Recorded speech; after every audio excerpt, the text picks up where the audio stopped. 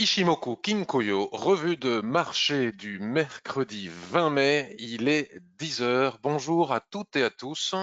Je suis très content de vous retrouver ce mercredi. Désolé d'avoir décalé la date. Traditionnellement, c'est le mardi. Bon, j'avais des occupations qui m'ont empêché hier, donc c'est reporté à ce mercredi. Je suis bien content de vous retrouver.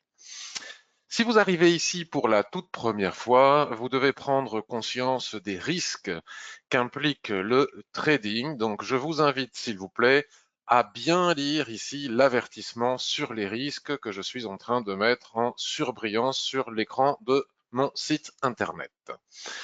Si vous arrivez aussi pour la toute première fois, je vous souhaite la bienvenue et sachez que ces revues de marché n'ont pas pour objectif de vous donner des conseils en investissement ou partager avec vous des signaux, ce que je ne fais pas, mais de vous montrer comment est-ce que moi-même j'utilise l'Ishimoku Kinkoyo en association avec les chandeliers japonais pour construire mes propres plans de trading qui n'engagent que moi. Et ces revues de marché n'ont pas non plus vocation à vous enseigner l'Ishimoku.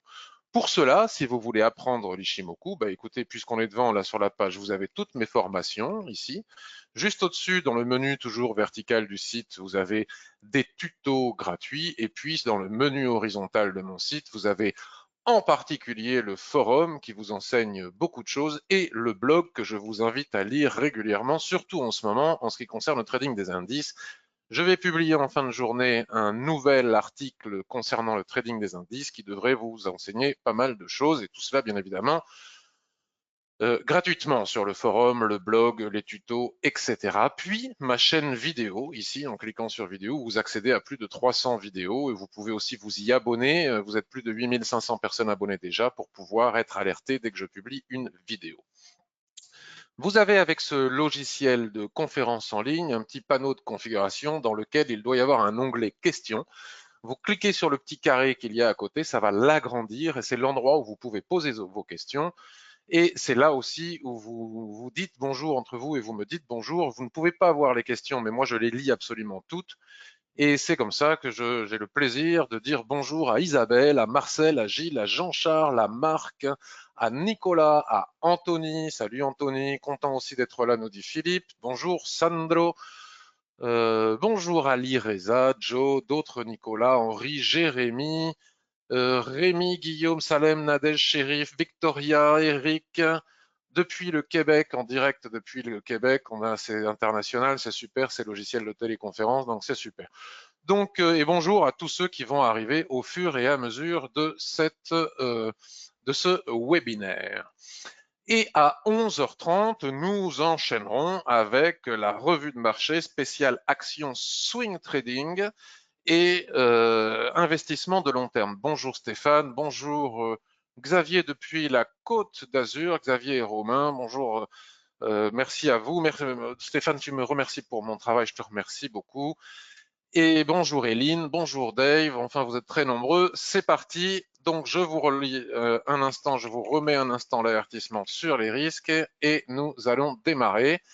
Alors, est-ce que je vais réussir à faire un peu plus vite que d'habitude? C'est pas gagné, mais en tout cas, j'ai reçu beaucoup de questions pour les deux revues de marché, aussi bien trading, forex, indice, crypto que pour celle de 11h30 sur les actions. Donc, c'est parti. Concernant la revue de marché qui nous occupe actuellement, je vous propose de commencer par l'AUD-Yen, puisqu'on en a parlé mardi dernier, et que peut-être que le signal que j'attendais s'est déclenché, ou en tout cas est en train de se déclencher, donc autant en parler. On fera un petit tour rapide sur les trois principales crypto-monnaies.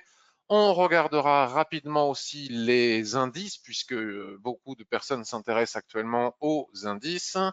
Et je lirai toutes vos questions et je ferai un tour d'horizon rapide sur quelques paires de devises, voir si je trouve une opportunité quelque part. Donc, si vous avez des questions, vous le savez, il faut me les poser avant la revue de marché et pas pendant, parce que vous êtes de plus en plus nombreux, sinon j'ai pas le temps d'en parler. Donc, démarrons maintenant. Bonjour Philippe, content aussi de vous retrouver pareillement. Bonjour Frédéric. L'AUD-Yen, souvenez-vous, mardi dernier, j'avais dit que pour moi, il s'agissait certainement d'une opportunité pour construire un plan de trading qui avait ma préférence parmi tant d'autres, même si j'ai tradé à plusieurs reprises l'euro USD, hein, vous avez pu le suivre sur le forum, et le SP500 où j'ai fait un gain magnifique il y a hier ou avant-hier, je ne sais plus. Ça aussi, je l'ai publié sur le forum, hein, puisque j'annonce tous mes trades en temps réel, et je ne suis pas entré sur la UD Yen, puisque jusqu'à présent, le signal ne s'était pas présenté. L'idée était la suivante, c'est que sur le graphique mensuel, nous avons ici une tendance. Vous voyez, j'ai changé la couleur de mes chandeliers. Je ne sais pas si c'est plus joli ou moins joli, mais en tout cas, j'essaye de m'adapter à nos copains daltoniens qui, avec mes chandeliers verts et rouges, n'y voyaient rien. Alors, j'ai encore les volumes en vert et rouge, mais je vais voir si je peux changer ça. Donc j'espère que nos copains daltoniens y voient un petit peu mieux désormais. Donc la tendance sur le graphique mensuel, lorsque l'on observe le nuage de l'Ishimoku Kinkoyo, est parfaitement baissière, hein, il n'y a pas de doute là-dessus. Et suite à toute cette baisse et à ce chandelier avec une énorme mèche ici sous son corps vrai, suivi de l'avalement. Alors, vous me direz, ce n'est pas un avalement selon ce que j'ai lu sur les livres, etc., etc. Sauf que si vous avez mes formations, vous savez qu'en Forex, il s'agit bien d'un avalement puisque la morphologie des structures en chandelier japonais sont différentes et ne peuvent pas être interprétées d'un point de vue purement morphologique, exactement comme ce que l'on a appris dans les livres, qui est basé sur les prix des actions. Donc il s'agit bien d'un avalement en Forex à quelques millimètres près. Et suite à cet avalement, je disais mardi dernier que la probabilité, selon moi, pour que l'on retrace au moins jusqu'au niveau des 50%, m'apparaissait comme étant élevée. Cela dit, lorsque l'on traite contre la tendance, nous ne savons jamais quel peut être ce retracement.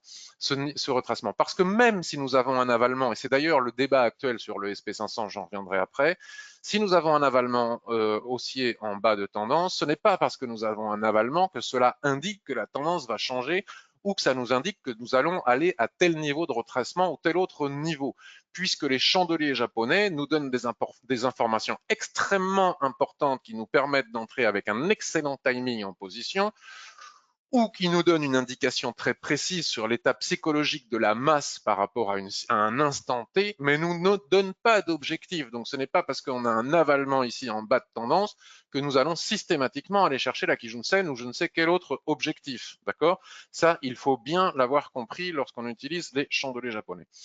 Néanmoins, la probabilité pour que nous allions chercher la Kijun-sen ici qui se trouve à 71, on va dire 72, m'apparaît comme étant relativement élevée. Maintenant que l'on a fait cette observation, que nous avions déjà fait mardi dernier, on bascule sur le graphique hebdomadaire pour constater que si jamais nous devions entrer en position contre la tendance, qui est aussi parfaitement baissière ici, Chikuspan n'a pas d'obstacle et les prix pour le moment n'ont pas d'obstacle particulier, si ce n'est celui de la résistance que nous venons de marquer ici et que nous allons voir sur le graphique journalier. Sur le graphique journalier, le nuage se présente de forme différente, c'est-à-dire que contrairement à ce que l'on a pu observer en weekly et en mensuel, ici le nuage est à l'horizontale. Nous avons un twist qui est parfaitement bien tracé ici, qui représente donc la zone d'équilibre, puisque vous savez, quand vous connaissez l'Ishimoku, que le twist indique une forte probabilité d'entrer dans un trading range, même si nous n'avons pas eu au minimum 2 points de contact en bas, 2 points de contact en haut. Et ce twist nous permet d'anticiper et d'être à l'avance par rapport à tous les autres outils d'analyse technique. Puisque nous savons que la probabilité lorsque le twist apparaît d'entrer en range est très élevée, et c'est d'ailleurs ce qu'est en train de nous montrer ce graphique, même si nous n'avons pas encore atteint la probable borne haute qui se trouverait ici. Donc nous sommes partis du bas et donc la probabilité pour aller chercher le point haut de cette probable dérive latérale qui représente la Kijun qui est le même niveau, qui est au même niveau pardon que la Kijun mensuelle est tout à fait probable. On continue à baisser en unité de temps.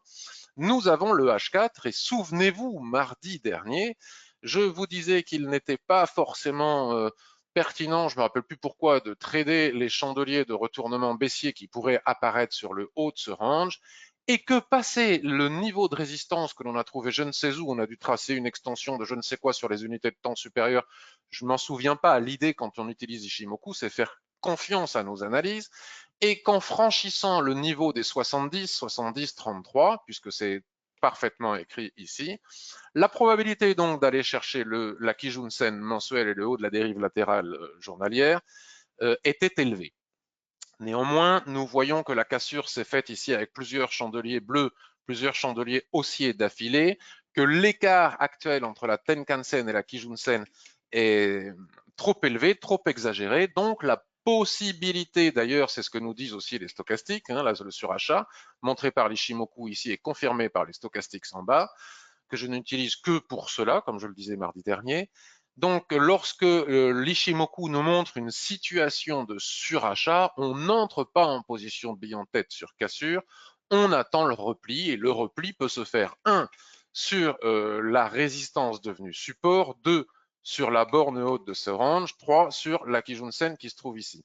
Tant que cette situation de surachat n'est pas résorbée, il n'est pas prudent d'entrer en position, puisque si l'on entre en position maintenant et qu'on se pose la question que doit se poser tout trader avant d'entrer en position, qui est la suivante, est-ce que si j'entre maintenant, la probabilité de réussir mon trade est très élevée? Nous ne pouvons pas répondre par l'affirmative, parce qu'à partir du moment où nous sommes en surachat, nous ne pouvons pas répondre favorablement à notre question. Et si nous ne pouvons pas le faire, alors à ce moment-là, on s'abstient. Donc l'idée pour moi est d'attendre que les prix reviennent à minima chercher la borne haute de ce range, et l'idéal serait que les prix reviennent chercher ici la Kijun-sen. Et si les prix reviennent ici chercher la Kijun-sen, et si en clôture de chandelier, le corps vrai des chandeliers reste au-dessus de la Kijun-sen, et que ces mêmes chandeliers dessinent des structures de retournement haussier, alors à ce moment-là, peut-être que j'envisagerais d'entrer en position. Une autre possibilité pour entrer en position, ce serait de laisser faire ce que je viens d'indiquer ici, d'attendre que les prix reviennent casser la résistance qui est devenue un support ici des 70,33, le surachat sera résorbé et à ce moment-là aussi, il sera probablement possible d'entrer en position, sachant que la Kijun-sen d'ailleurs va monter avec un stop sous la Kijun-sen. Je ne donne pas de conseils en investissement, je ne partage pas de signaux, c'est mon point de vue, c'est mon plan de trading. Et d'ailleurs, il est intéressant ce plan de trading parce qu'il vient démontrer ce que j'explique toujours depuis de nombreuses années maintenant, c'est que le trading ne consiste pas à la précipitation. Le trading, c'est une question de patience. On construit des plans de trading et voyez, parfois, il faut attendre une semaine entière pour que le plan de trading se mette en place et que nous puissions rentrer en position et réaliser ce plan de trading. Et le trading n'est pas chercher désespérément à trader ici et maintenant parce que je veux ressentir l'adrénaline du trading comme si j'allais au casino. Voilà pour AUDN. Alors, je vois que vous avez des commentaires et des questions. Bonjour Sid, bonjour Daniel, heureux de te retrouver moi aussi. Le niveau 70-32 sur AUDN est un support weekly, voilà, très bien Ali Reza. Alors Mathieu, bonjour, content de vous trouver, merci encore pour la qualité de vos formations. J'ai relu la formation chandelier japonais associée à la lecture de Steve Nisson, c'est génial. Bah écoute, j'en suis très content, merci Mathieu. AUDN en M15, y a-t-il un range avec borne basse testé vers borne haute? Test vers borne haute, on va regarder ça de suite. Bonjour Patrick avec un peu de retard. Didier, bonjour René. Alors, Salem, AUDN en M15. Alors, c'est une possibilité. Pour le moment, vu le surachat ici, c'est prématuré. Mais cela dit, rien ne nous empêche d'en regarder le M15. Et effectivement, tu as parfaitement raison. Et nous pourrions utiliser ce range M15 pour pouvoir éventuellement envisager d'entrer en position pour aller chercher l'objectif que je viens de signaler tout à l'heure. Alors, la borne basse se trouve là où se trouve le dernier support, c'est-à-dire au niveau des 70,23. Les prix ne sont pas encore allés les chercher. Donc, si les prix revenaient chercher les 70,23, les plus téméraires d'entre nous, je n'en ferai pas partie, pourraient entrer en position avec chandelier de retournement sur la borne basse de ce range pour aller chercher l'objectif que j'indiquais tout à l'heure, ou en attendant les 71, c'est-à-dire la borne haute de ce range M15. Mais cela reste imprudent, toujours par rapport à l'impossibilité de répondre à la question pour ceux qui sont arrivés en retard. Si j'entre en position, avant d'entrer en position, je dois me poser la question suivante. Est-ce que selon ce que je vois et techniquement et indépendamment de mes biais psychologiques et de mon désir de trader ou je ne sais quoi, est-ce que si j'entre en position maintenant, j'ai une forte probabilité de gagner mon trade? Si je ne peux pas répondre oui, je m'abstiens. Et donc, étant donné la situation sur achat ici, On ne peut pas répondre oui, donc il est préférable d'attendre, même si on doit finalement ne pas entrer et que les prix y vont sans nous. C'est une règle. Si on applique toujours et systématiquement les mêmes règles, on gagne. Si un coup on applique une règle et puis ensuite on en applique une autre et puis après on se dit ah mince, la dernière fois ça n'a pas marché, là on rentre dans un système de trading chaotique et on ne peut plus gagner parce qu'on rentre dans quelque chose d'aléatoire. Voilà pour la UDN. J'ai déjà passé 15 minutes sur la UDN, donc je vais désormais. Bonjour Zouer, bonjour René, bonjour Thibault. Je vais passer maintenant aux crypto-monnaies, aux indices, ensuite à vos questions.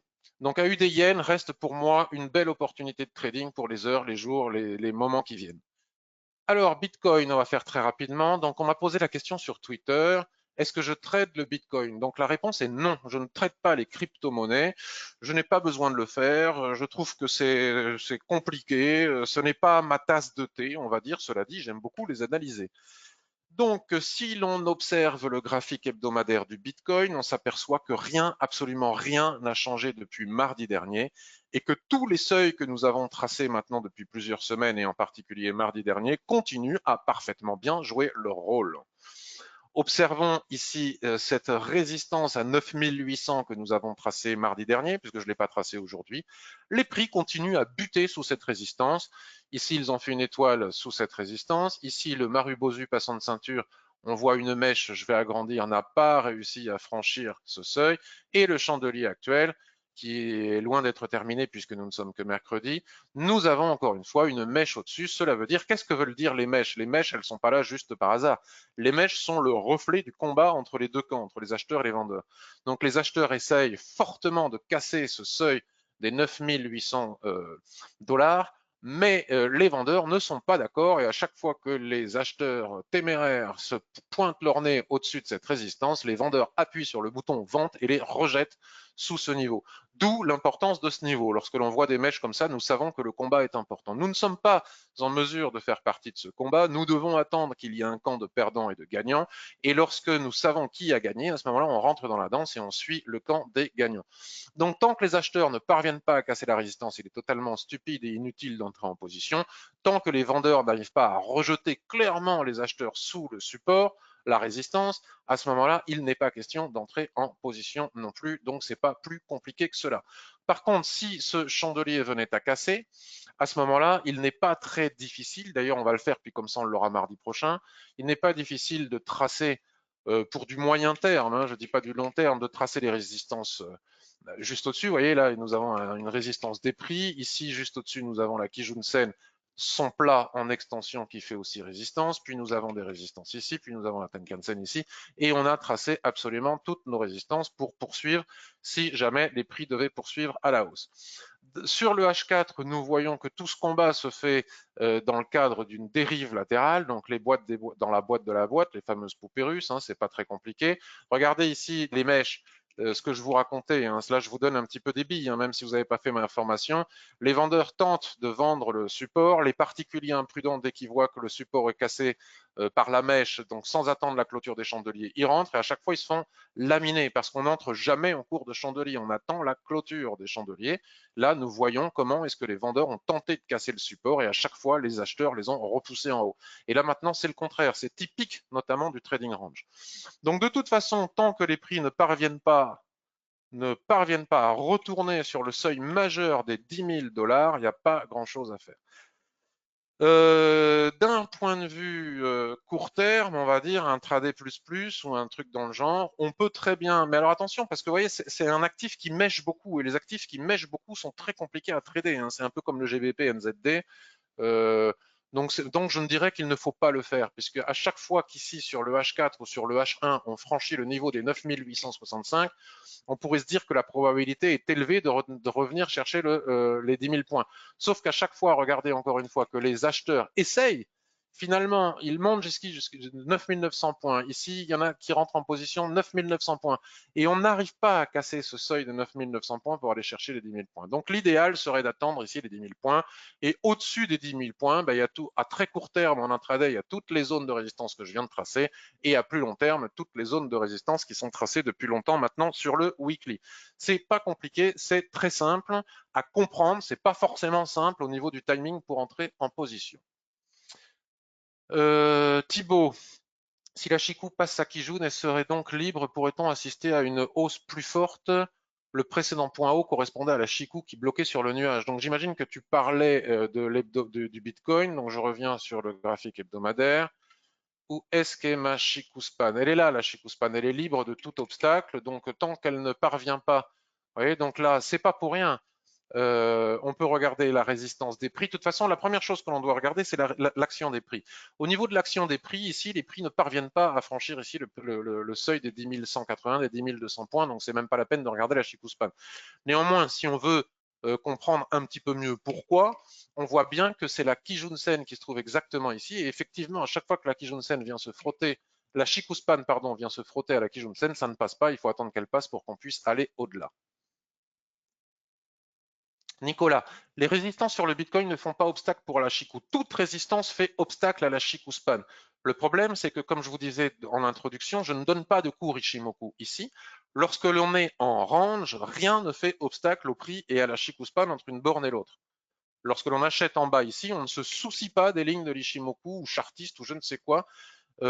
Si on achète ici, on vise la borne haute avec la zone d'équilibre qui est problématique et dont on doit tenir absolument compte, mais cela je l'ai déjà expliqué des dizaines de fois, et on ne tient pas compte des résistances et des supports qu'il y a à l'intérieur. Par contre, une fois que si on n'a pas tradé en bas, si on n'a pas acheté en bas et qu'on veut trader les niveaux intermédiaires, alors là, oui, tout fait obstacle au prix et à la Chikou Span.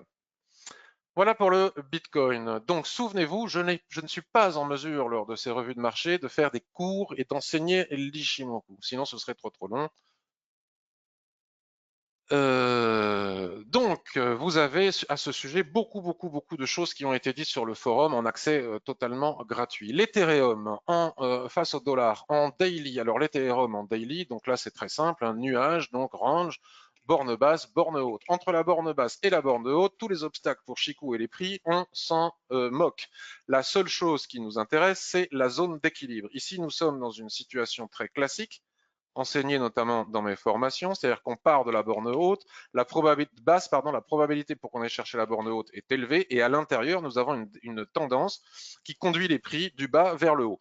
Une fois que la zone d'équilibre est franchie, lorsque les prix se replient sur la borne basse de ce canal ascendant qui conduit les prix du bas vers le haut, qui plus est, une ligne de tendance avec la Chikou Span qui s'entrelace dessus, on dessine des chandeliers de retournement sur ce niveau. C'est une autre possibilité d'entrer en position si on n'a pas acheté en bas.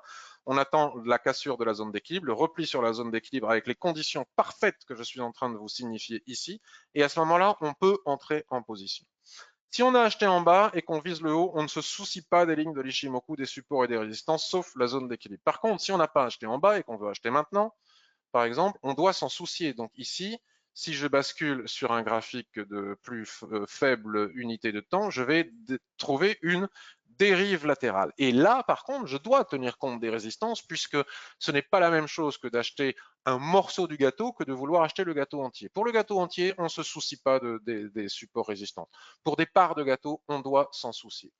Donc ici, nous avons un niveau de résistance qui est important, qui est l'extension de la Kijun-sen qui se trouve ici. On voit bien que c'est un niveau de support résistance des prix, même si on n'a pas Ishimoku, et c'est la raison pour laquelle la mèche se fracasse ici. Par contre, en cassure des 222,20 points, à partir du graphique journalier, je ne vois pas ce qui ferait obstacle au prix et à la Chikou Span pour aller chercher le haut du canal, c'est-à-dire les 241, voire très probablement les 247, ici 246, c'est-à-dire le haut de la dérive latérale qui se trouve ici. Si je bascule sur du H4, je constate que le rectangle que j'ai tracé sur le daily, puisque j'ai l'habitude, correspond bien au range que j'imaginais, que je vais juste améliorer puisqu'il ne tient pas compte des mèches. Hein. On va tenir compte du point haut qui se trouve ici. Et là, il y a même possibilité de faire de l'intraday, vous voyez. La cassure en H4, mais alors H4, il n'y a pas assez d'espace. Il faut le faire sur des unités de temps inférieures, sinon on ne peut pas respecter le ratio. Là aussi, je vais vous expliquer pourquoi maintenant. Mais la cassure des 218,7 engendre 222,5. Et une fois qu'on a cassé 222,5, engendre l'objectif de 225. Et puis on arrive en haut de la dérive latérale. Une fois qu'on arrive en haut de cette dérive latérale, S'il y a des chandeliers de retournement, on peut éventuellement les vendre, mais vu la tendance que l'on a observée sur l'unité de temps supérieure du daily et la probabilité que les prix aillent chercher la borne haute de la dérive latérale, il serait plus prudent d'attendre une cassure, le pullback, et hop, on va chercher le haut du canal ou de la dérive latérale. En H1, je ne sais pas si on peut trader les crypto-monnaies en H1 ou 15 minutes, je ne sais pas, c'est peut-être trop volatile. Vous voyez, là, il y a plus d'espace et on peut trader entre les espaces. En 15 minutes, si jamais il était possible de trader ce genre d'actifs sur des unités de temps très courtes, comme le 15 minutes, je n'ai pas assez de connaissances sur l'action des prix de ce type d'actifs pour pouvoir le dire, mais là, ici, la cassure du range M15 engendre la résistance suivante, qui engendre la résistance suivante, qui engendre la résistance suivante, qui engendre la résistance suivante. Du grand classique. Le Litecoin, alors le Litecoin, on va partir, bah tiens, puisqu'on est sur 15 minutes, on va partir sur du 15 minutes, ça change un peu, on observe l'orientation globale du nuage, on s'aperçoit que l'orientation globale du nuage est horizontale, donc nous avons une dérive latérale que l'on peut tracer comme cela, ça ressemble, vous voyez, aux actifs précédents, et en allant visiter maintenant les unités de temps supérieures, nous devrions voir que la cassure de cette dérive latérale engendre la résistance au-dessus, qui engendre la résistance au-dessus, etc., etc., puisque en règle générale, ils se ressemblent à peu près tous. On va basculer directement sur, allez, on va basculer sur le H1, veuillez m'excuser. H1, donc le H1 montre la dérive latérale que nous venons de tracer sur le M15, mais comme on ne tient pas compte des mèches, on peut il vaut mieux attendre la cassure des mèches, hein, donc vaut mieux attendre la cassure du M15. Ça, on bascule en M15 pour obtenir un meilleur timing. Mais là, on retrouve notre dérive latérale, on n'a pas beaucoup plus d'informations. On bascule sur le H4. On s'aperçoit qu'ici, nous avons un nuage à l'horizontale avec un twist, la borne basse. La question est de savoir où est la borne haute. Donc, on prend... Qu'est-ce que ça mèche, ce genre de choses? Et là, on s'aperçoit qu'on est en train de taper la borne haute de la dérive latérale. Donc, de toute manière, il n'y a pas matière à acheter puisque nous sommes sur la borne haute de la dérive latérale H4. Si on veut acheter, il faut que ça casse. Et si ça casse, la résistance suivante se trouve ici. Paf, vous voyez, c'est pas compliqué. Alors, c'est pas compliqué à analyser, hein. Après, je ne dis pas pour entrer en position, c'est certainement plus compliqué. Si on bascule sur du daily, vous voyez, tous les chemins mènent à Rome, hein. On peut prendre l'Ishimoku depuis n'importe quelle unité de temps. On voit ici un presque twist, hein. On va dire que c'est un twist, donc un nuage à l'horizontale, une dérive latérale. La borne haute de la dérive latérale, ça ressemble aux autres actifs de crypto-monnaie qu'on vient de visiter précédemment. Et la cassure du range H4 au-dessus des 47,20 engendre un objectif au niveau des 49,10. Voilà pour les crypto-monnaies. Je regarde si vous avez des questions. L'hypothèse selon laquelle l'apparition d'un twist en période de dérive... Alors c'est Gérard. L'hypothèse selon laquelle l'apparition d'un twist en période de dérive latérale permet d'entrer à la vente sur le haut du range et à l'achat sur le bas du range est-elle pertinente quelle que soit l'unité de temps ou est-elle seulement une... Non, elle est pertinente sur toutes les unités de temps. Après, plus une unité de temps est courte, plus le bruit de marché fait que c'est réalisable ou pas. C'est ce qu'on vient d'observer. Si tu regardes le SP500, d'ailleurs, on va passer directement maintenant au SP500. Si tu regardes le SP500, on se met sur du weekly. Donc, chute, crack boursier qui provoque le twist, probabilité. Alors là, je peux vous garantir que, de toute façon,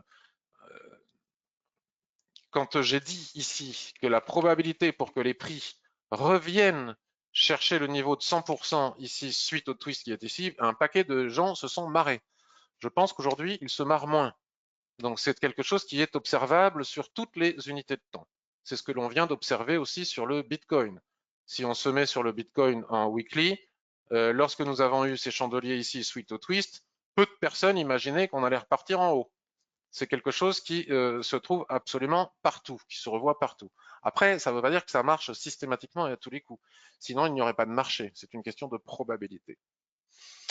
AUD c'est fait, crypto c'est fait. Alors les indices, alors il ne faut pas que je m'emballe, il ne faut pas que je cède à mes biais psychologiques, à mes pulsions et à mes émotions, comme en trading, puisque j'ai été un petit peu chahuté dernièrement par des osos sur, sur Twitter.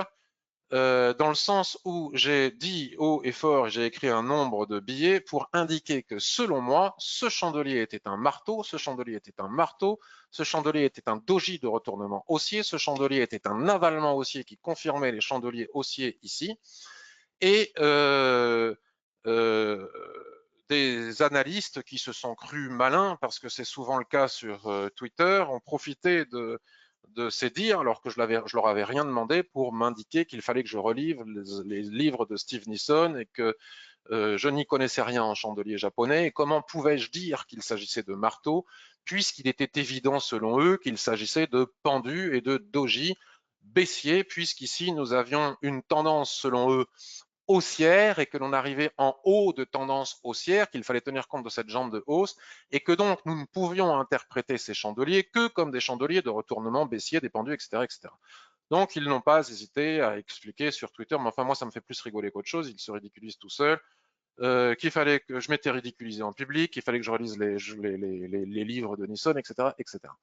Sauf que, comme je l'ai expliqué maintes fois les semaines précédentes, et je ne vais pas le réexpliquer maintenant, sinon on perdrait du temps, à mon avis, pourquoi pas, comme je disais la semaine dernière, mais à mon avis, il s'agit bien de chandeliers de retournement haussier, parce que moi, les chandeliers japonais, je les étudie depuis 10 ans et je les connais bien. Cela ne veut pas dire que je ne peux pas me tromper, bien sûr que je peux me tromper, mais si j'ai dit cela, c'est parce que le niveau de Kijun-sen qui se trouve ici est le niveau de 50%, qui correspond à la zone d'équilibre de cette dérive latérale, matérialisée ici par la SSB, et nous savons, nous, les utilisateurs de l'Ishimoku, que quand le twist se produit, que le nuage se met à plat comme cela, que la probabilité, c'est ce que je vous disais tout à l'heure, eux, ils n'utilisent pas Ishimoku, ils ne peuvent pas le savoir, la probabilité pour que les prix rentrent en dérive latérale, même si elle est énorme, ou au minima reviennent tester la borne future haute de cette dérive latérale, est importante.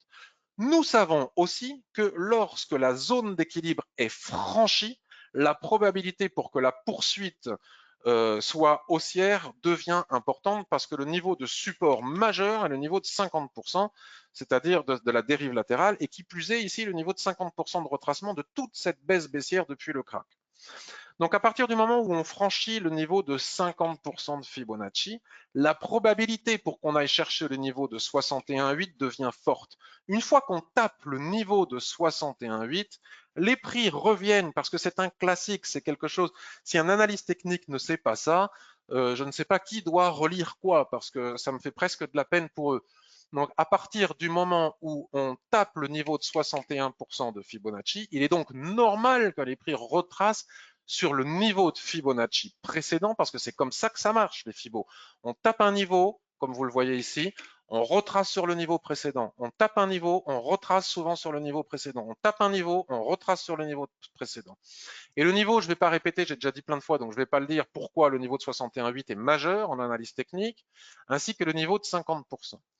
Donc, ce que je vous expliquais en introduction de ce webinaire avec les crypto-monnaies et l'AUD-Yen.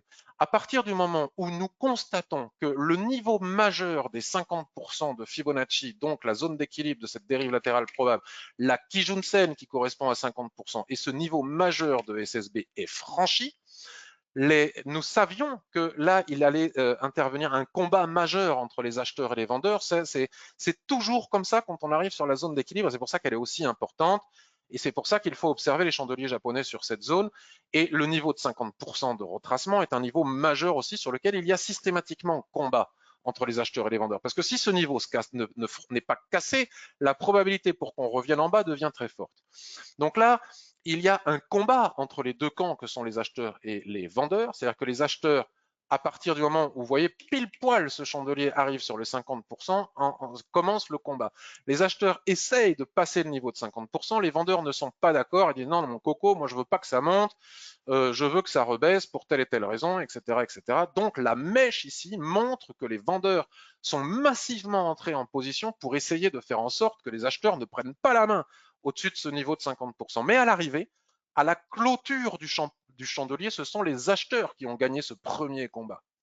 Mais comme ce niveau est majeur et comme il est majeur aussi dans la situation actuelle par rapport à ce crack et à cette situation que l'on vit du Covid, le combat continue. Les acheteurs disent très bien, On y va, on va chercher le niveau des 61,8, il est extrêmement important. Les vendeurs disent non, non, non, non, on ne veut toujours pas, le combat est intense, nouvelle mèche, ouais, elle est peut-être pas assez, il faudrait que je la mette en plus gras pour mieux la voir, nouvelle mèche, nouveau combat majeur, et c'est encore une fois les acheteurs qui gagnent la main au-dessus de ce chandelier. C'est la raison de ce seuil, c'est la raison pour laquelle, pour moi, il s'agit de marteau haussier et non pas de pendu. Et puis nous avons ici ce doji, c'est-à-dire qu'ici les acheteurs sont contents, bim, ils tapent le niveau des 61,8 et là les vendeurs disent bon ok, on vous a laissé franchir le niveau des 50%, vous avez réussi à nous prendre nos stops, vous avez réussi à aller chercher le niveau des 61,8, maintenant s'il vous plaît on retrace à minima sur le 50%, voire on enfonce et on redescend. D'où ce doji. Donc là, on peut parler de chandelier d'hésitation, à la limite, pourquoi pas, ni haussier ni baissier. Pour moi, ils sont haussiers, mais admettons. Et puis, nous avons cet avalement. Cet avalement confirme que quand même, les acheteurs sont forts. Quoi qu'on en dise, quoi qu'on sur la situation, quoi qu'on en pense, les acheteurs sont forts. Ils avalent tout, ils reprennent tout depuis le niveau de 50%, et ils vont rechercher le niveau de 61%.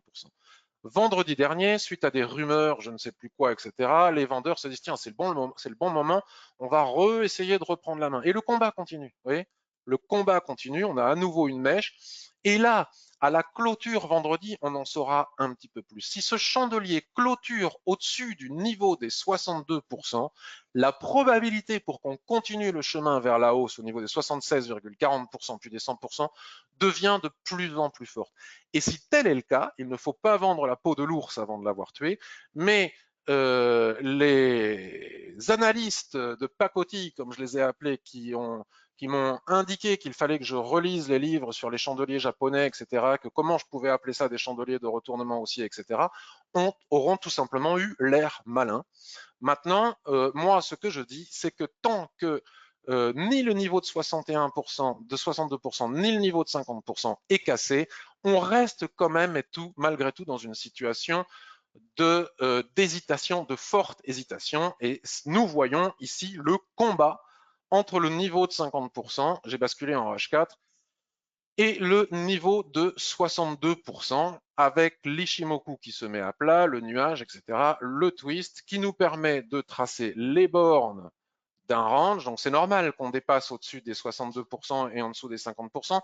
C'est les mèches des unités de temps supérieures sur ces niveaux.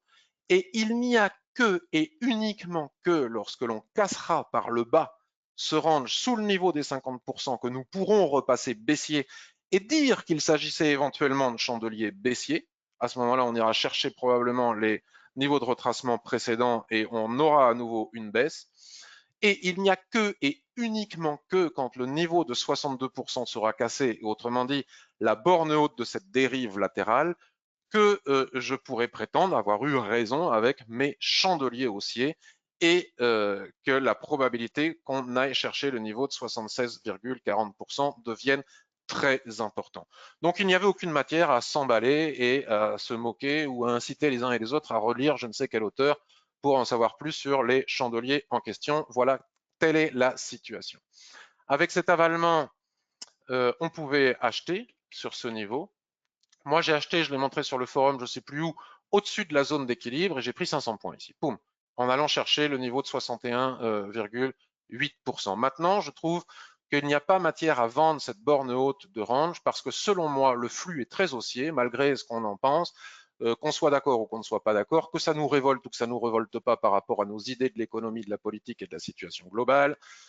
Il n'en empêche pas moins que le flux est très haussier et que je n'ai pas de biais, mais que je m'attends à une forte probabilité, pour les raisons que j'ai expliquées, pour que ça casse par le haut et qu'on aille chercher le niveau au-dessus. Par contre, si ça casse par le haut, je serai là pour aller chercher le niveau au-dessus. Voilà pour le SP500. Je reviens à vos questions après, puisque une fois qu'on a analysé le SP500, on peut partir du principe qu'on a analysé les autres indices.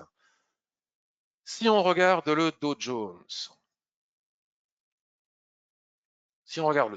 les analystes dont je vous parle ont eu raison là, par contre, parce que, oui, enfin non, ils n'ont même pas eu raison, puisque la bataille était vraiment au niveau du niveau de 50%. Vous voyez, ici, on a eu un chandelier qui a clôturé au-dessus des 50%, celui-là en dessous, le doji en pierre tombale en dessous. Donc là, on aurait pu imaginer que c'était des chandeliers de retournement. Sauf que Ce qu'ils ne savent probablement pas non plus, c'est que de toute manière, c'est le SP500 qu'on regarde. Si le SP500 clôture tous ces chandeliers au-dessus, le Dow Jones, même s'il les a clôturés en bas, de toute manière, il suivra son maître qui est le SP500. Donc, tout était ici dans le SP500. Vous voyez, la configuration est similaire.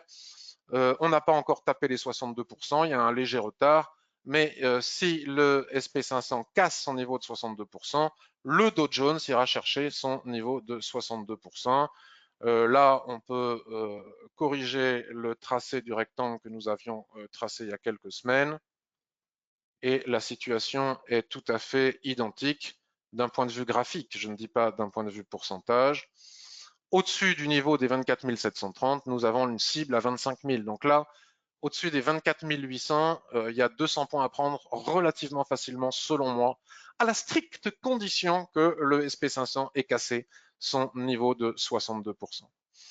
Donc, voilà, quand on a fait le SP500, on les a tous faits. Le DAX, il suit le mouvement avec le momentum, en tout cas avec un pourcentage de hausse ou de baisse qui n'a peut-être strictement rien à voir avec celui du SP500, mais en tout cas au niveau du momentum, la situation est globalement la même.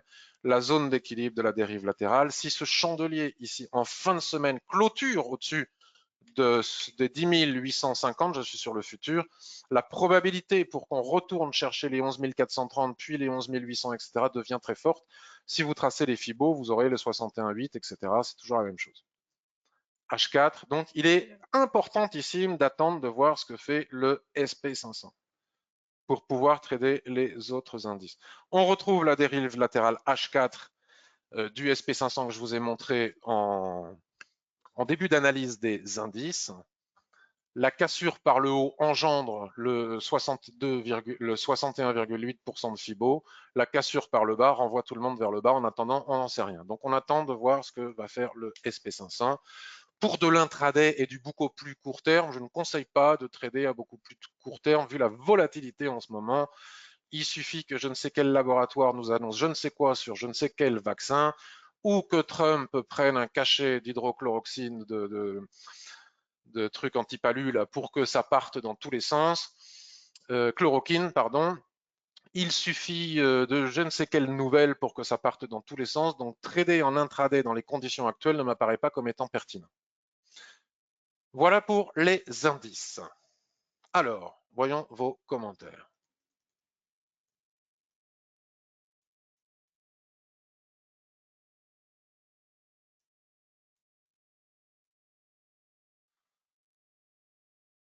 Nicolas, faut les laisser parler, Patrick. Oui, non, mais bien sûr qu'il faut les laisser parler, mais ce n'est jamais agréable que des gens avec une certaine notoriété, je ne sais quoi, vous balancent des colibés sur les réseaux sociaux en publiant des articles de livres et en vous disant tu t'es ridiculisé en public, il faut que tu réapprennes les chandeliers japonais. Je ne vois pas quel est l'intérêt, mais enfin bon, c'est leur méchanceté n'a d'égal que leur médiocrité et on en reparlera. Je peux vous assurer que malgré qu'il faut les laisser parler, je leur en reparlerai si j'ai matière à leur en reparler.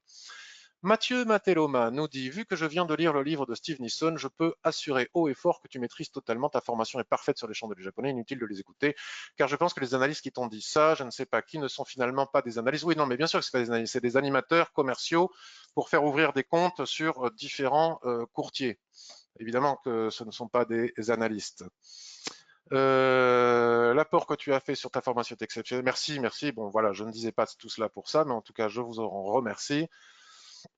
Je pensais qu'il ne fallait pas entrer sur la zone d'équilibre. Effectivement, il ne faut jamais entrer sur la zone d'équilibre, Jérémy, tu as tout à fait raison, tant qu'elle n'est pas cassée dans un sens ou dans l'autre.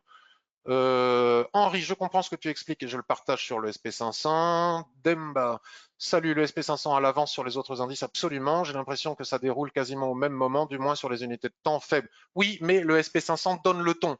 C'est-à-dire que sur le DAX, par exemple, si tu es au-dessus si tu casses une résistance sur le DAX, sur un graphique 15 minutes, et qu'au même moment, les prix du SP500 sont sous une résistance et ne l'ont pas encore cassé, la probabilité pour que tu aies une fausse cassure sur le DAX est forte. C'est de cela dont il s'agit. Bonjour Forex14. Henri, les personnes qui te critiquent s'appuient sur tes descriptions pour se construire. Vous êtes très gentil. Tu n'as plus rien approuvé. Merci beaucoup. Bon, voilà. C'est pas une question de savoir si j'ai approuvé ou pas approuvé. C'est juste que bon, l'analyse technique c'est important. Et puis parmi ces analystes, il y en a un d'ailleurs qui ne fait que parler de vente, de vente, de vente, de vente, de vente. De toute façon, ça fait 10 ans qu'ils vendent les indices alors que ça monte. Donc bon, peut-être qu'il est blessé d'avoir tort, je ne sais pas.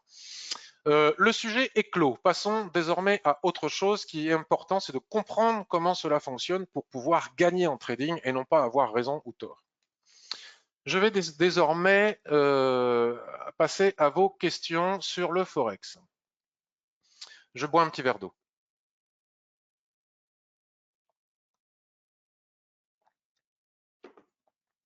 Excusez-moi pour les petits bruits. Adiac nous pose la question suivante. J'ai remarqué une nette différence de la valeur d'un cours à l'ouverture alors que les marchés sont fermés juste avant.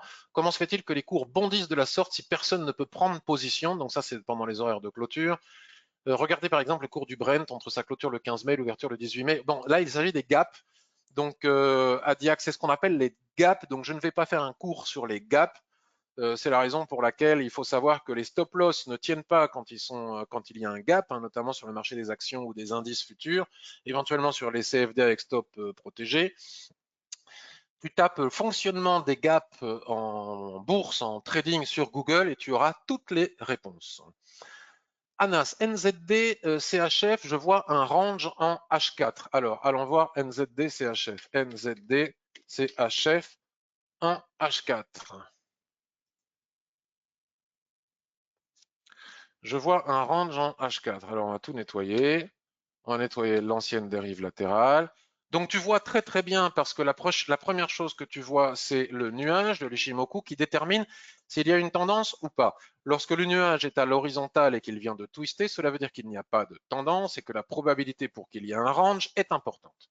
Donc, à partir du moment où l'on a fait cette observation, soit on a la possibilité de tracer les bornes là, alors en bas, ici, c'est très facile et il n'y a pas de matière à confusion puisque nous avons un point, un point, un point. Je vais tracer un peu haut, veuillez m'excuser, il faut tracer au niveau des corps vrais.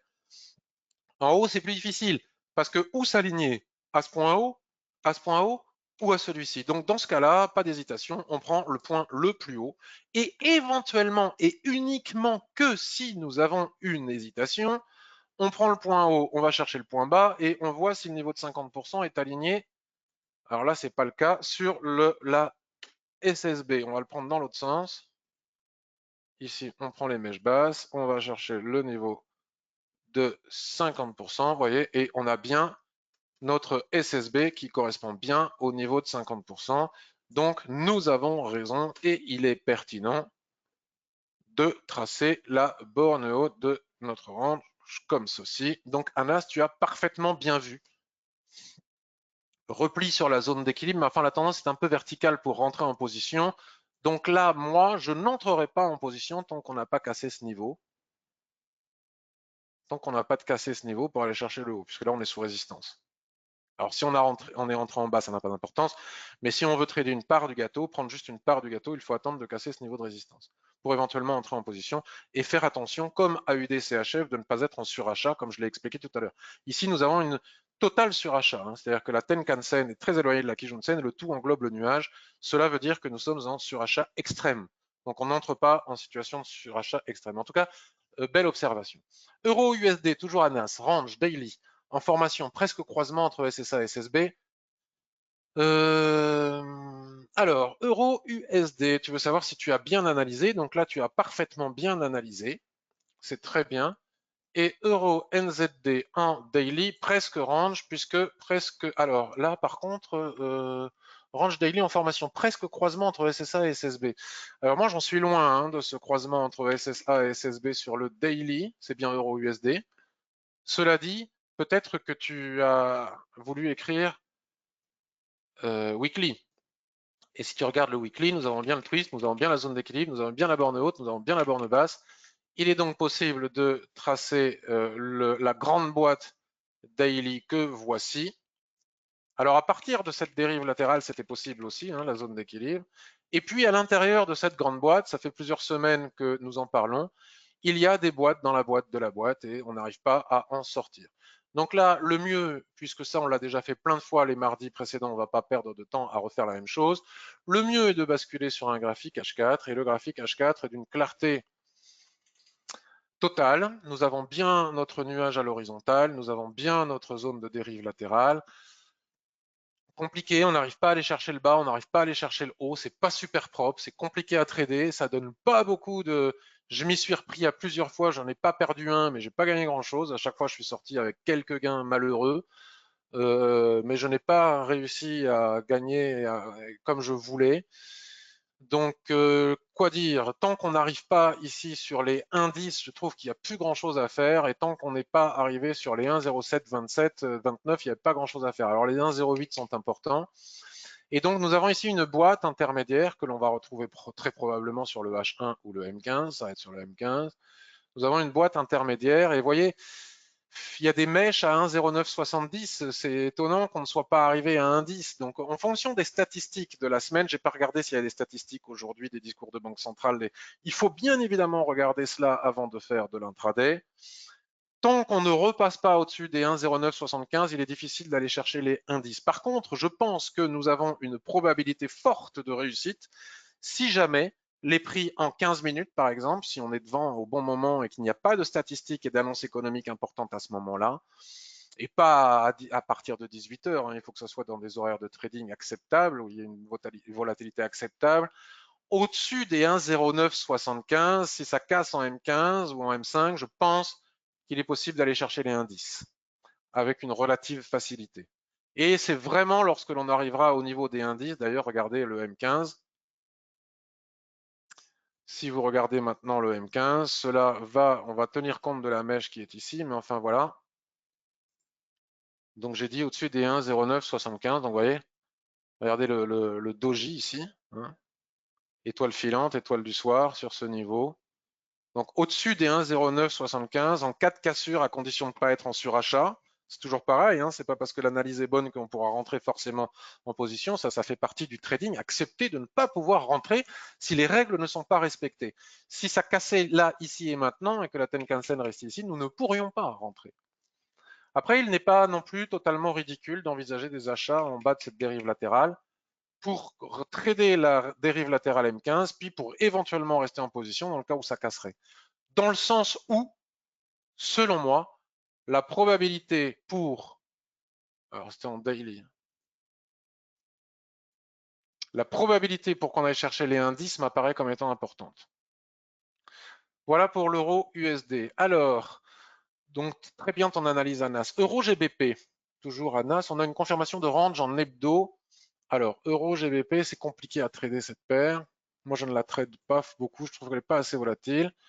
Donc, on a une confirmation de range en hebdo, ça c'est tout à fait vrai. Hop, il n'y a pas de tendance, on est en dérive latérale. Je suis donc entré sur le marteau de la semaine du 27 avril. Oui, alors par contre là, tu es chanceux.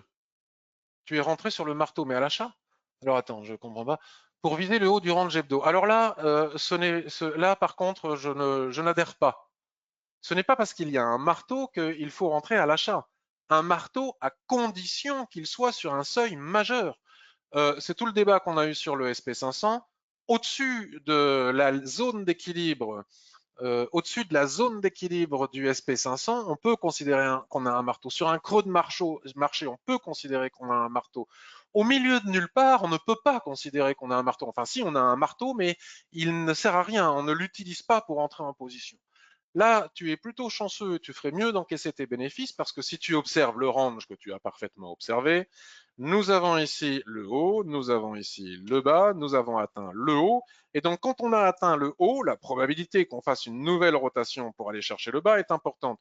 Donc, on casse ici, replie au-dessus de la zone d'équilibre là qui, par chance, parce que ça ne correspond pas à la méthodologie d'analyse et au respect des règles, il peut être que tu vas repartir à nouveau vers le haut alors que la zone d'équilibre a été cassée. C'est une situation rare et tu as de la chance. Ce marteau n'était pas achetable et le flux était baissier. Donc voilà pour euro GBP. AUD yen, comme tu l'avais prédit, bon ben ça on a déjà vu. Donc, on vient de casser les 70 en clôture H1. Alors, par contre, tu t'es précipité un petit peu. AUDN, il est où, il est où, il est où? AUDN, on en a déjà parlé. Et tu as acheté au-dessus des 70, sauf que tu achètes en total surachat.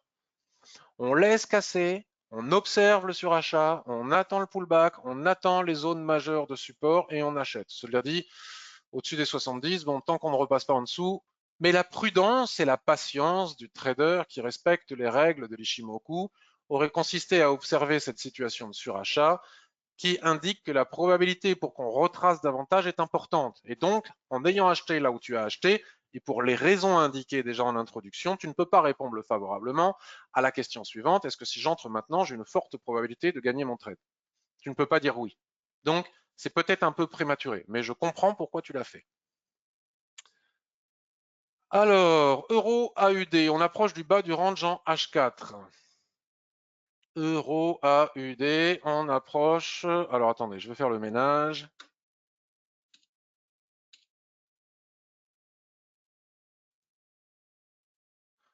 On en est loin quand même. Hop là. Alors là, tu dois parler de la boîte dans la boîte de la boîte, mais moi je dis que la probabilité pour qu'on redescende ici est importante. DAX, on a touché le haut du range ce matin avec un bel avalement, on en a déjà parlé. Et attention parce que le flux est haussier. David, maintenant, pour la revue de marché, j'aimerais que vous analysiez les paires suivantes en intraday et en swing trading. AUD-USD, GBP-JPY, Euro-Yen. Alors, AUD-USD, c'est parti. Donc, on va faire. Bon, ben là, de toute façon, le graphique parle de lui-même. On a cassé, mais comme on est en extrême surachat, vous voyez, on se replie. On se replie. Donc, tant qu'on ne repasse pas au-dessus, donc on ne peut pas vendre cet avalement à partir du moment où le range est cassé. Il est cassé, on ne vend plus. On assiste très probablement à un repli pour repartir à la hausse. En tout cas, on ne sait pas. Et donc, comme on ne sait pas, on n'achète pas parce qu'on respecte les règles. Et la règle est que quand c'est cassé, c'est cassé. Et on ne vend pas un range quand les prix l'ont cassé. C'est une des règles. Donc, quoi faire? Donc, si on repasse au-dessus des 0,6568, quelle est la cible? Donc, pour ce faire, on regarde en daily. On voit bien, hein, en daily. Et la cible est la suivante. Les prix, là, on va dire la Kijun-sen qui se trouve ici. On va dire les prix. Hop. En cas de cassure de nouveau du range H4, la première cible se trouve à 0,6640, 0,6670 et la SSB qui se trouve ici 0,6728. Uniquement en cas de cassure et sans surachat. Sinon, il faut attendre le pullback. Ça, c'est pour AUD, USD. GBP, JPY. GBP, JPY. Tu me demandes une analyse. Swing et... Alors, intraday, en ce moment, méfiez-vous. Il faut vraiment prendre des petits points, comme on l'a vu tout à l'heure avec le...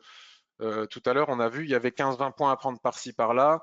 Donc là, je suis sur un graphique daily. La tendance redevient légèrement baissière, mais enfin bon, on reste malgré tout coiffé, toujours dans une zone de non-tendance qui ressemble à ça. Et là, si on considère qu'ici, nous avions la Kijun-sen ici, qui était la zone d'équilibre de cette ancienne dérive latérale qu'on va forcément retrouver sur les unités de temps supérieures, il n'y a rien à faire.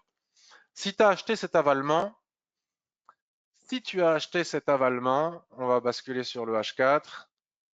Voilà. Si tu as acheté ici l'avalement qu'on vient de voir sur le daily, il n'y a aucune raison de sortir de position tant qu'on n'est pas repassé sous la zone d'équilibre. La probabilité, étant donné le surachat, que l'on vienne se replier sur la SSB et qu'on reparte à la conquête des 102, des 133 m'apparaît comme étant très forte. Maintenant, si tu n'es pas à l'achat, si tu n'es pas à la vente, ici et maintenant, sur la zone actuelle, il n'y a rien à faire. Voilà pour euro, pour GBP, JPY. Euro, yen. Euro-yen. Donc là, je suis sur du 4 heures. Alors là, il y a eu cassure. Niveau de résistance ici, on va basculer sur du daily. Extrême surachat encore. Là, la Chikuspan, elle est là. On est pile poil sur la zone de SSB du daily. Alors, quoi dire? À l'achat, je vois pas grand-chose à faire. La tendance demeure baissière. On est bloqué par la SSB ici, hein, regardez comme l'Ichimoku est précis, hein, ça ne passe pas, on est en train de dessiner des chandeliers de retournement baissier, la Chikuspan est un petit peu bloquée par tout ce bazar ici. Si on matérialise cette zone de résistance et qu'on bascule sur un graphique H4, le travail du trader, c'est aussi de repérer quand il n'y a rien à faire. On comprend pourquoi ça ne monte pas plus haut, puisqu'on vient de constater les raisons. Alors, si jamais on voulait... Et puis le surachat est extrême, donc c'est totalement prématuré d'envisager d'acheter maintenant. Totalement prématuré. Vendre,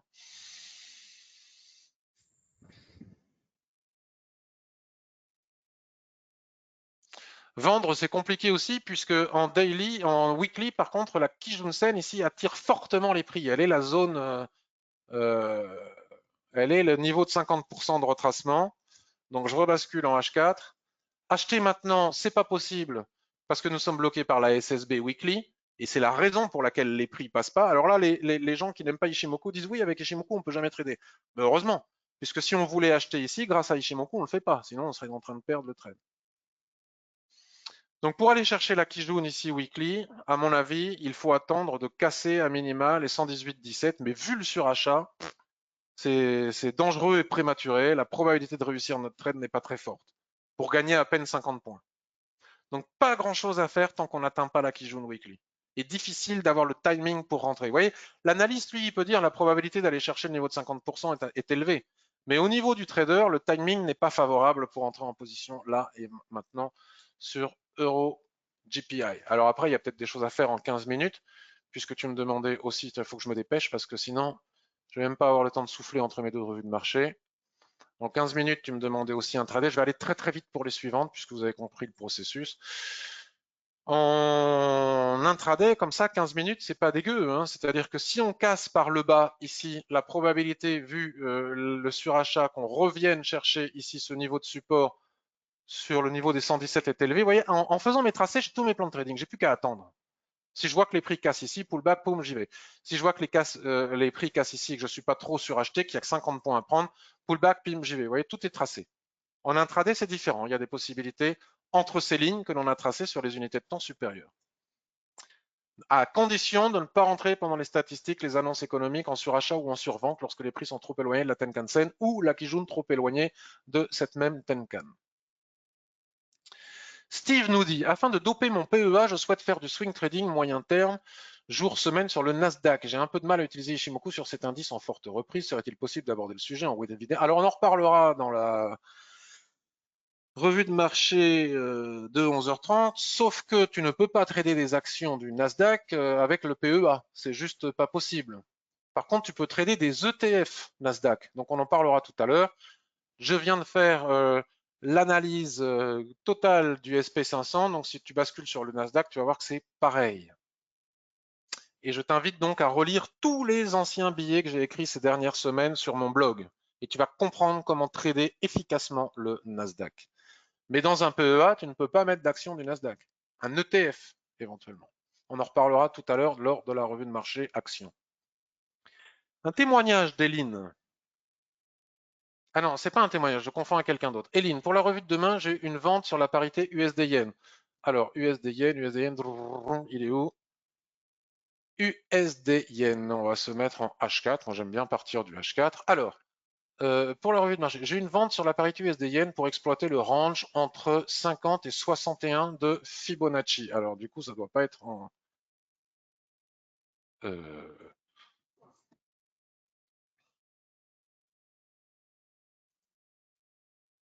alors, la SSB, hop là. Alors, le problème, c'est qu'avec la mèche, là... bon, peu importe. Les fibos, tout dépend. Parce qu'avec la mèche, là, c'est compliqué. Moi, je vois surtout ça ici en H4. Là, c'est clair, net, propre et précis. Donc, c'est pas la peine de s'embêter quand quelque chose est aussi propre. Hop là. Donc, je reviens à Eline. J'ai une vente pour exploiter la variété, pour exploiter le range entre les 50 et les 61 de Fibonacci. Vente mardi à 15h à 107,87. 107,87, c'est juste parfait. Bravo, félicitations. Eline, objectif, la zone d'équilibre pour le moment à 107,30. 107,30, bon, un peu plus haute la zone d'équilibre, mais c'est bien, hein, C'est parfait, il n'y a rien à dire, c'est très bien. Attention à la Kijun-sen, c'est parfait. Vente en haut du range, avec soulèvement, champ avalement, stop au-dessus des mèches les plus hautes, et objectif la zone d'équilibre. Ça marche ou ça marche pas, tu as le ratio de 2 points, c'est parfait, c'est nickel, il n'y a rien à dire. Parfait, Eline. Attention aux annonces économiques. Si je regarde sur du daily ou du weekly pour en savoir un peu plus, c'est la zone d'équilibre ici, hein, les 107,20. Moi, je dis c'est. Alors par contre, c'était quand. Oui, voilà, là tu prendrais ton stop hebdomadaire. Qu'est-ce qu'il y a à voir sur l'hebdomadaire? Chikuspan, le haut du nuage, la Tenkan-sen ici. Je regarde sur le mensuel. Sur le mensuel, nous avons la Kijun-sen, seuil majeur à 107,90. C'est parfait. C'est juste parfait, Eline. Après, ça perd ou ça gagne, mais c'est parfait. Voilà. Ah non. Dans le témoignage, c'est lors de la revue de marché action. J'ai fait le tour des questions. Il est 11 heures, on va s'arrêter là. On a quand même bien bossé. Je regarde si vous avez des questions.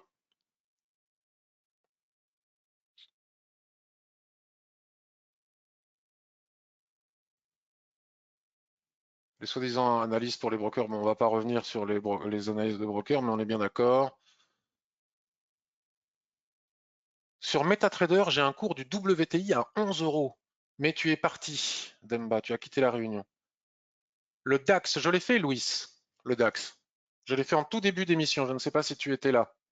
Sinon, tu regardes après sur YouTube. Quel est le plus pertinent, le plat SSB ou la Kijun pour les 50% de Fibo? Ça dépend. Les deux. En tendance, c'est la Kijun Sen, en range, c'est la SSB et la Kijun Sen par conséquent aussi. J'ai l'impression qu'un coup, tu utilises le plat Kijun et un autre fois le plat SSB. J'utilise les deux. Si je suis en tendance, le repli sur la Kijun Sen est 50%. Si je suis en dérive latérale, la SSB est automatiquement le niveau de 50%. I'm lost, tu es perdu. Écoute, là, j'ai pas le temps, mais là, regarde, mouvement tendanciel, je sais pas où est-ce qu'il y a de la tendance. Il faudrait trouver quelque chose en tendance. Voilà, là, on est en tendance. On est en tendance, on est sur AUD4, nuage en tendance, paf, la Kijun-sen ici correspond au niveau de 50%. Dans un range, la SSB correspond au niveau de 50%.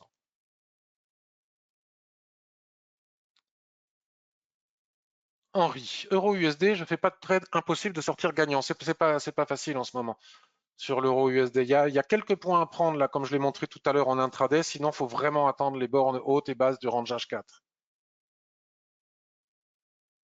Je ne comprends pas pourquoi la borne haute H4 n'est pas touchée pour la shorter. Alors, il ne faut pas chercher à comprendre en trading, hein. Les choses, elles sont comme elles sont, on les accepte et on ne cherche pas à les comprendre. Alors, la borne haute, alors du coup, pourquoi, comment? On va se mettre sur le daily. Je ne sais plus comment j'ai fait pour tracer ce rectangle, donc on va repasser sur le H4. On va faire le ménage pour y voir plus clair. Tac. Bon, là, elle a été touchée. Mais il faut faire attention parce qu'on a la borne haute, on a une résistance ultra importante sur le daily juste au-dessus, donc il faut attendre d'aller la chercher, à mon avis. NZD, USD, range H4, on n'a pas touché la borne haute. Dave, on n'a pas touché la borne haute, mais on est sur la Kijun Weekly qui dessine un doji sur le H4 pour le moment envisager une vente et viser la Kijun Daily. NZD, USD, je regarde vite fait. NZD, alors je fais le ménage. Bon là, on s'en fout, on va laisser. Non, non, la probabilité pour aller la chercher est importante. Le marché, c'est bête. Un marché, quand ça voit une résistance juste au-dessus des prix, ça va la chercher. C'est pas plus compliqué que ça. Psychologie de masse. Donc si la masse voit qu'il y a une résistance ici, la probabilité pour que cette même masse, peut-être après retracement, aille chercher cette résistance qui est juste au-dessus et qui est la borne probable de ce range est très forte. Donc si tu entres à la vente là maintenant, d'ailleurs regarde avec cet avalement, sachant ce que je viens de dire et que tu te poses la question est-ce que la probabilité de gagner mon trade est très élevée, vu ce que je viens d'expliquer, tu ne peux pas répondre par l'affirmative, donc dans ce cas tu t'abstiens. Et si tu ne traites pas, c'est pas grave. Et ensuite, tu me dis un doji sur la Kijun Weekly.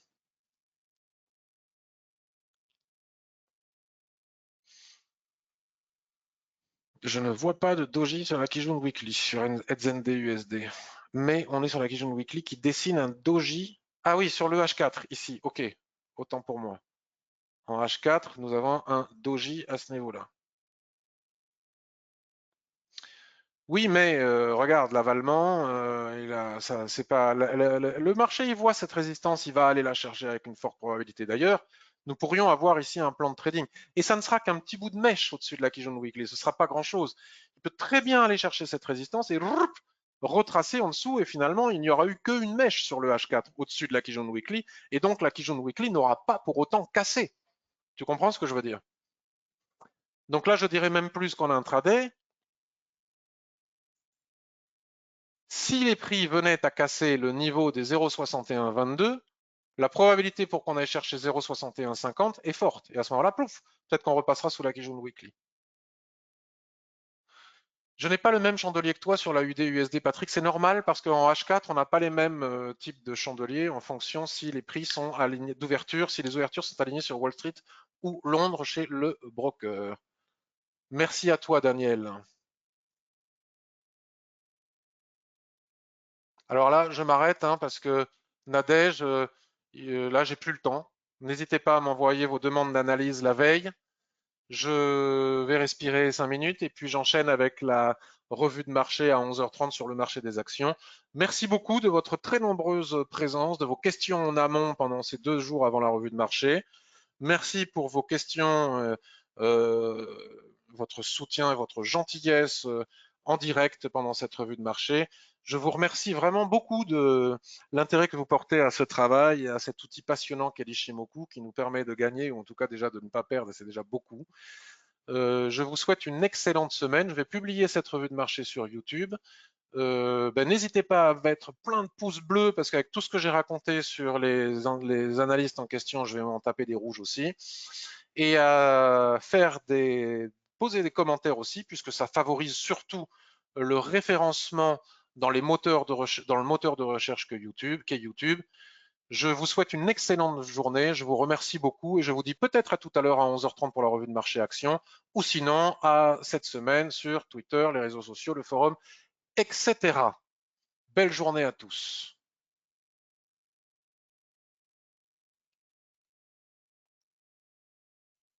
Bye bye, à tout à l'heure peut-être.